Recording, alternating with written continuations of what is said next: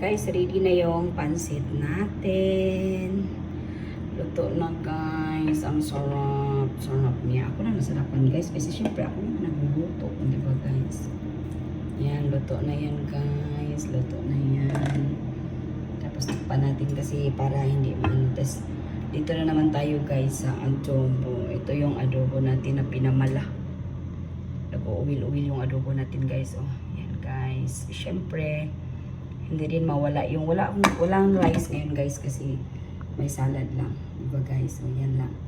Yan lang ang dinner nila for today. Hinihintay ko pa sila guys, hindi pa sila namuhi. Kumbaga wala pa sila dali. Ako lang naghintay tapos papakainin ko sila guys tapos alis na din ako. Tapos na yung trabaho ko eh. So ito lang, wala silang rice ngayon. Wala silang ngayon kain ng rice. Kasi nga mayroon naman pansit. So ito yung pansit carbohydrates na yan. Tama na yan.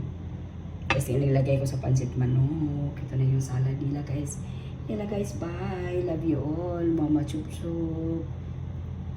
See you in my next vlog guys. Thank you, bye. Thank you. Love you all guys. Bye bye.